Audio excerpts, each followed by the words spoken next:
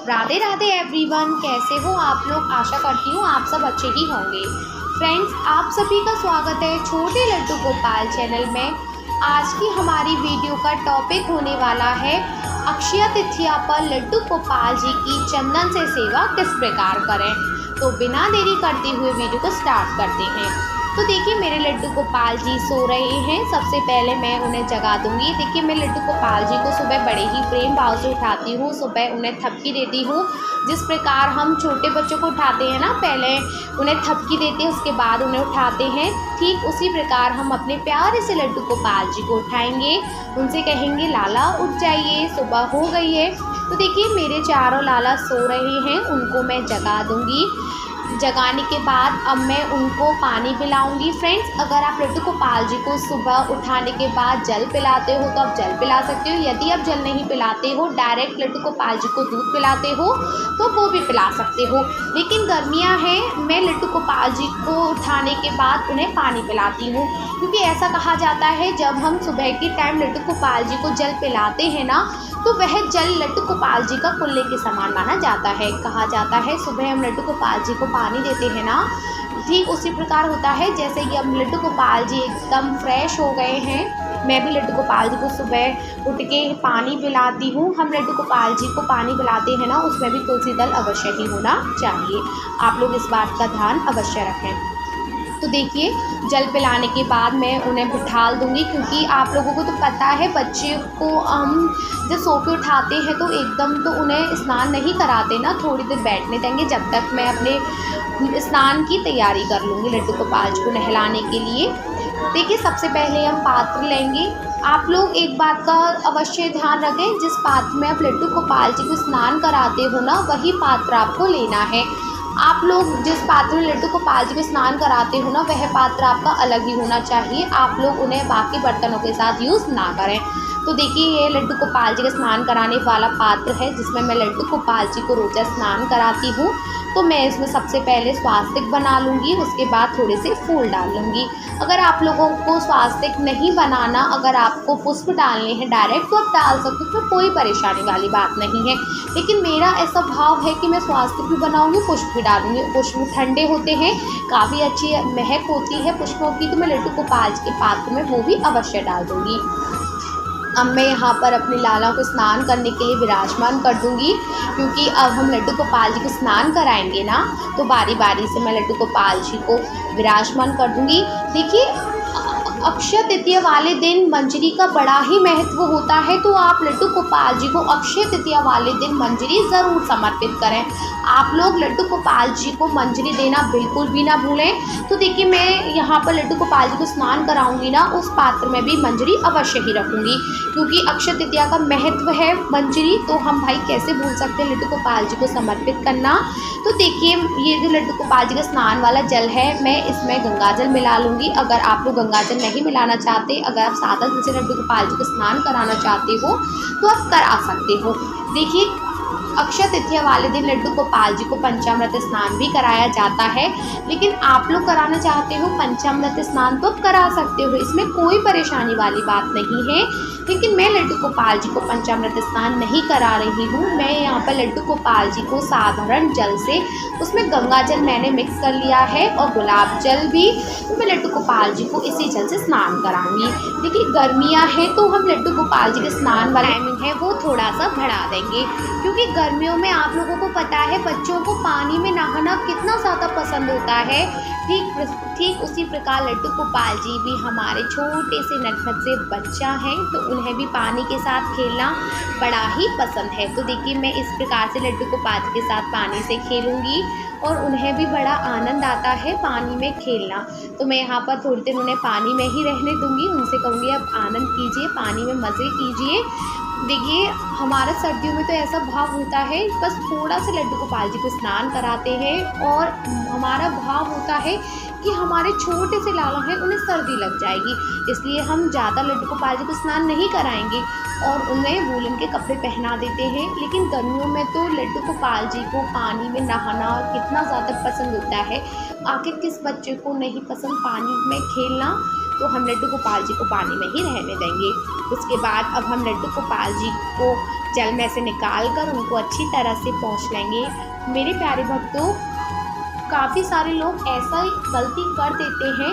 वह क्या करते हैं, लड्डू गोपाल जी को स्नान कराने के बाद ना वो लड्डू गोपाल जी को पहुँचना भूल जाते हैं, या फिर यूँ कहूँ कि पहुँचते नहीं हैं। फ्रेंड्स, आपको बिल्कुल भी ऐसा नहीं करना है। जब भी आप लड्डू गोपाल जी को स्नान कराते हो ना, आपको स्नान कराने के बाद लड्डू गोपाल जी को अवश्य ही पहुँचना चाहिए, क्योंकि अगर हम लड्डू गोपाल जी को पहुँचते नहीं है ना, और जहाँ भी उनके शरीर पे पानी रह जाता है वहाँ से वह काला पड़ना स्टार्ट हो जाते हैं। तो आप लोग ऐसी गलती ना करें, आप लोग इस बात का अवश्य ही ध्यान रखें। आप लोग वीडियो में देख रहे होंगे मैं लड्डू गोपाल जी को कितनी अच्छे तरह से पहुँचती हूँ। मैं उन्हें आगे से भी पहुँचती हूँ, पीछे से भी पहुँचती हूँ। मेरा भाव होता है कि मेरे लाला के शरीर पर थोड़ा सा भी पानी ना रह जाए। अगर पानी रह जाएगा तो वहाँ से तो मेरे छोटे से लड्डू गोपाल जी काला पड़ना स्टार्ट हो जाएंगे ना। तो मैं बहुत ही ध्यान से लड्डू गोपाल जी को पहुँचती हूँ। और आप फ्रेंड्स एक बात का भी ध्यान रखें, आप लड्डू गोपाल जी को जिस भी टॉवल से या जिस भी कपड़े से लड्डू गोपाल जी को पहुँच रहे हो ना, वह कपड़ा या टॉवल एकदम सॉफ्ट होनी चाहिए। आप लोग इस चीज़ का भी ध्यान रखें। देखिए, अब हम लड्डू गोपाल जी को पहुँचने के बाद अब उन्हें निक्कर पहनाएंगे। आप ही लड्डू गोपाल जी को अवश्य निक्कर पहनाई करिए। अगर निक्कर नहीं पहना सकते आप नहीं भी पहनाइए, लेकिन फ्रेंड्स पहनाइए। अगर आप लड्डू गोपाल जी को नेपी नहीं पहना सकते, चड्डी भी नहीं पहना सकते, तो आप लड्डू गोपाल जी को लंगोट भी पहना सकते हो। मतलब कि हमें लड्डू गोपाल जी को खाली पोशाक धारण नहीं करानी चाहिए, ठीक है।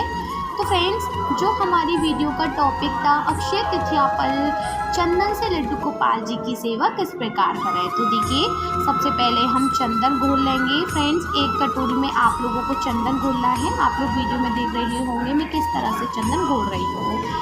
देखिए, अब यहाँ पर काफ़ी सारे लोगों के मन में प्रश्न उठेगा कि क्या चंदन हम पानी से घोल सकते हैं या फिर हमें चंदन किससे घोलना है। तो मैं आपको बता देती हूँ।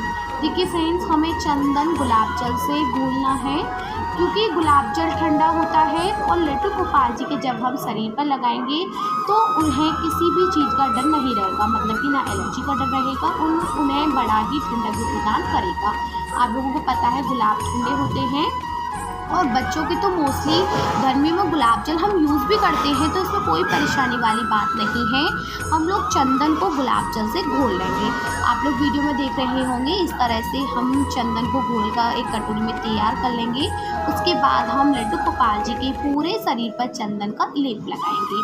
अब हम लोग चंदन का लेप क्यों लगाते हैं लड्डू गोपाल जी के पूरे शरीर पर अक्षय तृतीया वाले दिन?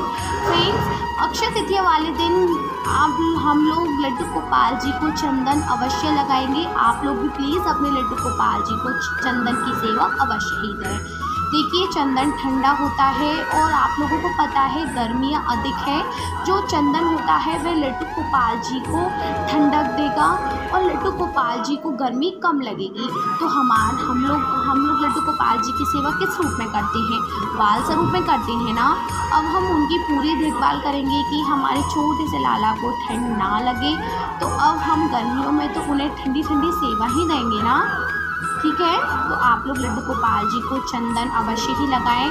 फ्रेंड्स, आप लोग चंदन लगाते वक्त एक बात का अवश्य ध्यान रखें, आप लोग लड्डू गोपाल जी की आंखों पर चंदन बिल्कुल भी ना लगाएं। आप लड्डू गोपाल जी को जब चंदन लगाओगे ना, तो बड़े ही ध्यानपूर्वक से लड्डू गोपाल जी के शरीर पर चंदन का लेप लगाएं। ना तो उनकी आंखों पे जाना चाहिए और ना ही उनके होठों पर, ठीक है। तो आप इस तरह से लड्डू गोपाल जी के पूरे शरीर पर चंदन का लेप लगा देंगे। फ्रेंड्स, आप लोग पूरे शरीर पर अनकम्फर्टेबल हो चंदन लगाने के लिए, आप लोग लड्डू गोपाल जी के पूरे शरीर पर चंदन नहीं लगाना चाहते हो तो कोई परेशानी वाली बात नहीं है। अगर आप लड्डू गोपाल जी के चरणों पर भी चंदन लगा देंगे ना, तो वह भी पूरे शरीर का ही कार्य करता है।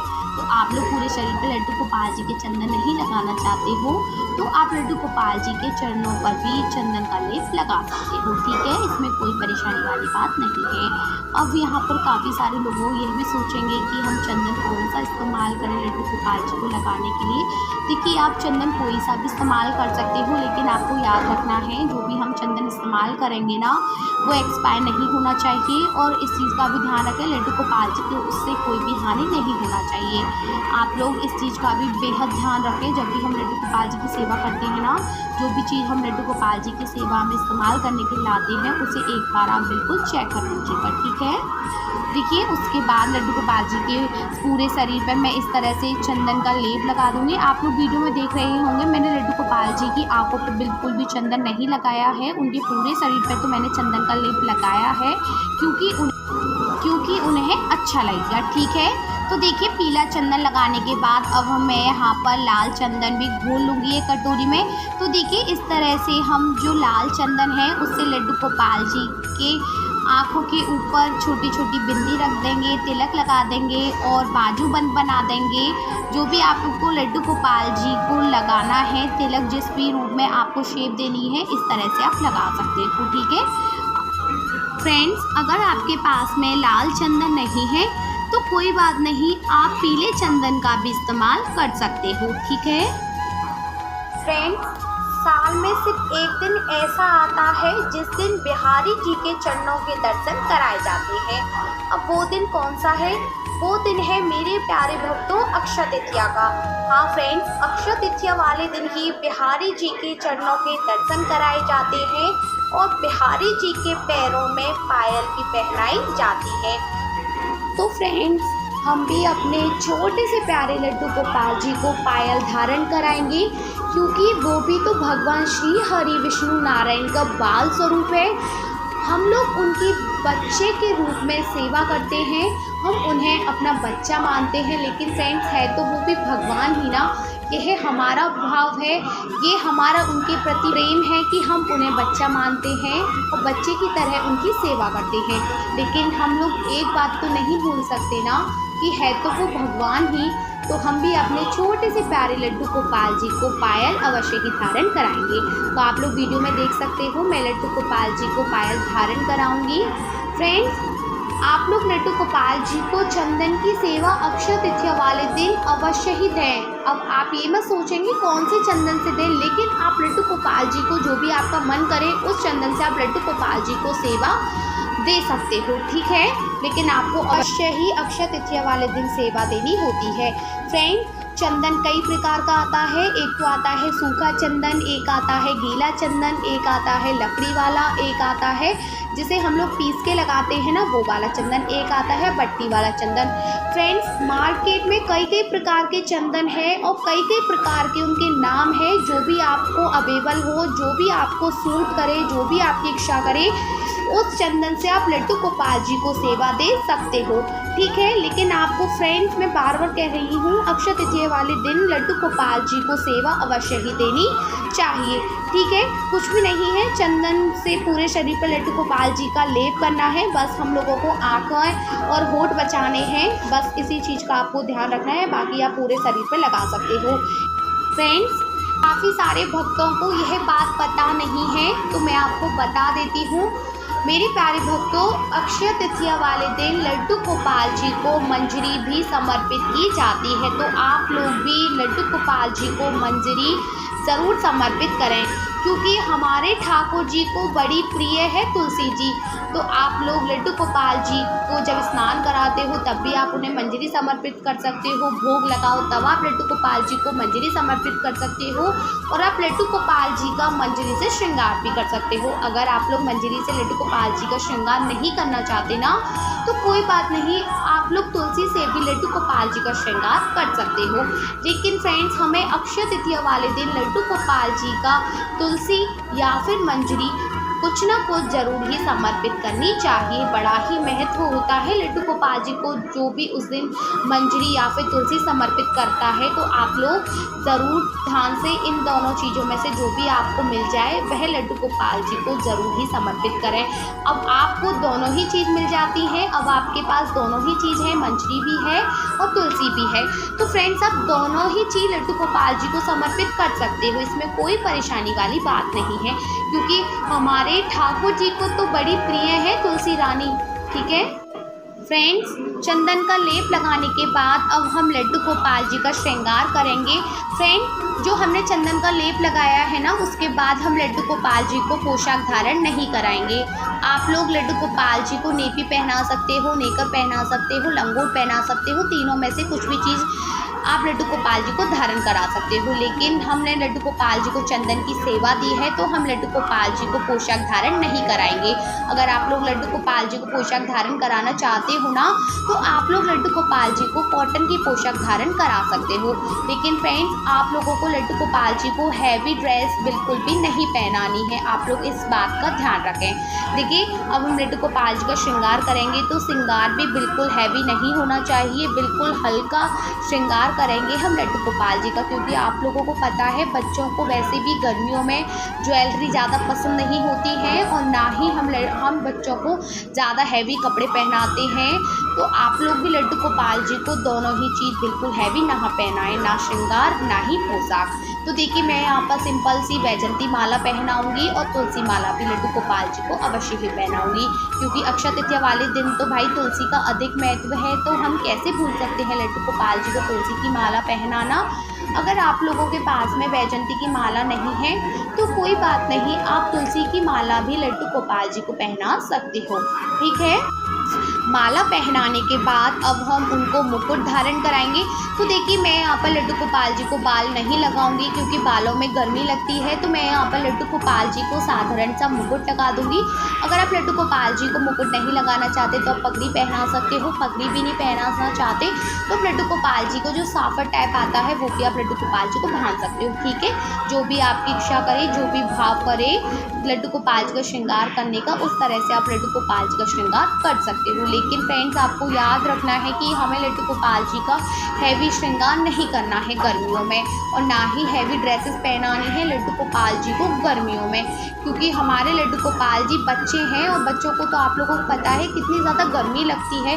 तो आप इस चीज़ का बेहद ध्यान रखें। ठीक है, और देखिए, लड्डू गोपाल जी का श्रृंगार जब तक अधूरा होता है जब तक उनके पास उनकी प्रिय बांसुरी उन्हें समर्पित ना की जाए।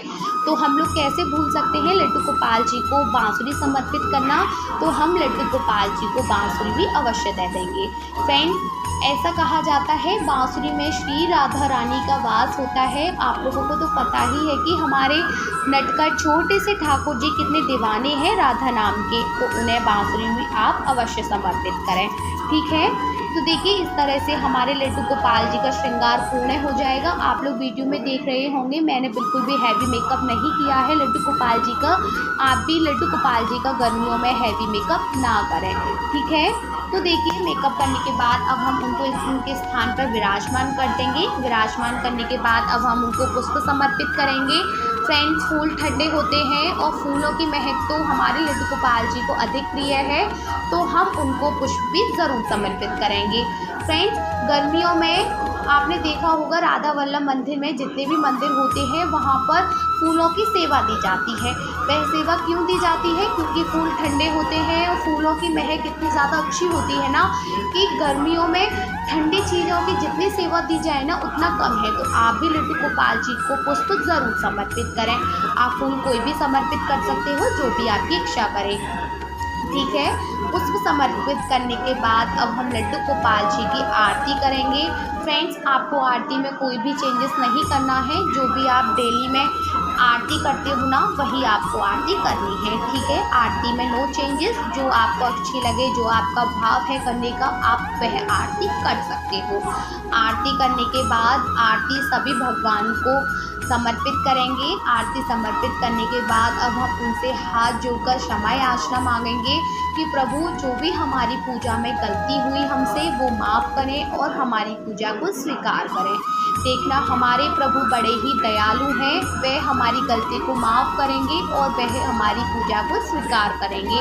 मेरे प्यारे भक्तों, हमारे ठाकुर जी हमारे प्रेम भाव के भूखे होते हैं, ना कि ऐशो आराम के। फ्रेंड्स, आरती करने के बाद अब हम लड्डू गोपाल जी का भोग लगाएंगे। तो देखिए, मैं यहाँ पर ऋतुफल का लड्डू गोपाल जी को भोग लगाऊंगी। तो देखिए, मैं यहाँ पर लड्डू गोपाल जी को फलों का भोग लगाऊंगी। अगर आपके पास में फल नहीं है तो आप लड्डू गोपाल जी को खाने का भोग लगा सकते हो। अगर आपके पास आपने खाना नहीं बनाया है तो आप लड्डू गोपाल जी को ड्राई फ्रूट्स का भोग लगा सकते हो। जो भी आपकी इच्छा करे उस चीज़ का आप लड्डू गोपाल जी को भोग लगा सकते हो। लेकिन मैं यहाँ पर लड्डू गोपाल जी को फ्रूट्स का भोग लगा रही हूँ, तरबूज, अंगूर, खीरा, क्योंकि यह सारी ही चीज़ें ठंडी होती हैं और गर्मियों में तो हम लड्डू गोपाल जी को ठंडी ठंडी चीज़ों का ही भोग समर्पित करेंगे। तो देखिए मैं यहाँ पर भोग में लड्डू गोपाल जी के मैं तुलसी दल अवश्य ही डालूंगी, क्योंकि बिना तुलसी दल के तो हमारे ठाकुर जी भोग स्वीकार नहीं करते हैं। आप लोग भी जब भी लड्डू गोपाल जी को भोग लगाएं ना, चाहे आप दूध का भोग लगाएं, चाहे आप लड्डू गोपाल जी को पानी भी क्यों ना पिलाएं, उसमें भी तुलसी अवश्य ही होनी चाहिए, क्योंकि हमारे प्रभु बिना तुलसी दल के कोई भी भोग स्वीकार नहीं करते हैं। ठीक है, तो मैं यहाँ पर लड्डू गोपाल जी को भोग समर्पित करूँगी। अब मैं सबको बारी बारी से भोग खाना खिलाऊंगी, क्योंकि हमारा ये भाव होता है बच्चे हैं छोटे, खा नहीं पाएंगे तो हम अपने हाथों से ही इन्हें खिलाएंगे। आप लोगों के मन में एक प्रश्न उठ रहा होगा, जो हमने लड्डू गोपाल जी को चंदन की सेवा दी है उसका बाद में क्या करें? क्या उसे नाली में फेंक दें, या फिर पेड़ पौधों में डाल दें, या फिर इधर उधर फेंक दें, या फिर इसे ऐसे ही लगा रहने दें? तो आपके इसी कंफ्यूजन को मैं दूर कर देती हूँ। तो सुनिए, देखिए जो हमने लड्डू गोपाल जी को चंदन की सेवा दी है ना, आप लोग उस चंदन को एक डिब्बी में उतार कर रख लीजिए। आप लोग डेली भी इस चंदन को अपने मस्तिष्क पे लगा सकते हो, या फिर आप जब भी कोई शुभ काम करने जा रहे हो ना, इस चंदन से आप तिलक लगा कर जा सकते हो। जो भी आप शुभ काम करने जा रहे हो या जो भी आपका शुभ काम है, जो अभी आप नए काम की शुरुआत करने जा रहे हो, आप इस चंदन को लगाकर जा सकते हो। ठीक है, अगर आप ऐसा नहीं करना चाहते, आपको लगेगा ये मुझसे नहीं हो पाएगा, एक डिब्बी में नहीं भर पाऊँगी या भर पाऊँगा, तो ऐसे में मैं क्या करूँ? तो देखिए आप लोग डिब्बी में नहीं भर पा रही हैं तो कोई परेशानी वाली बात नहीं है। आप लोग ऐसा कीजिए, कोई भी टॉवल है या फिर कोई भी सॉफ्ट कपड़ा है उसे गीला करिए, फिर आप बड़े ही हल्के हाथों से उस चंदन को उस सॉफ्ट वाली टॉवल से, गीली वाली टॉवल से उसे साफ कर दीजिए।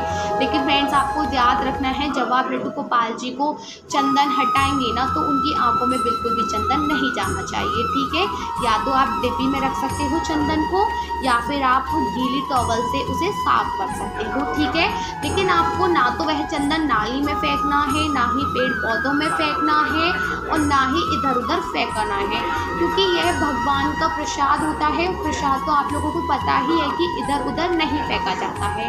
ठीक है, तो फ्रेंड्स आशा करती हूँ कि आपको सबको समझ में आ गया होगा कि चंदन की सेवा अक्षय तृतीया वाले दिन हमें किस प्रकार करनी है और उस चंदन का बाद में हमें क्या करना है।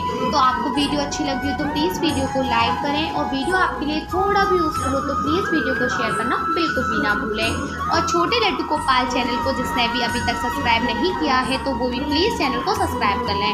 अब आपसे मेरी मुलाकात होगी नेक्स्ट वीडियो के साथ। जब तक के लिए आप सभी को मेरा प्रेम भरा राधे राधे, श्री हरिदास।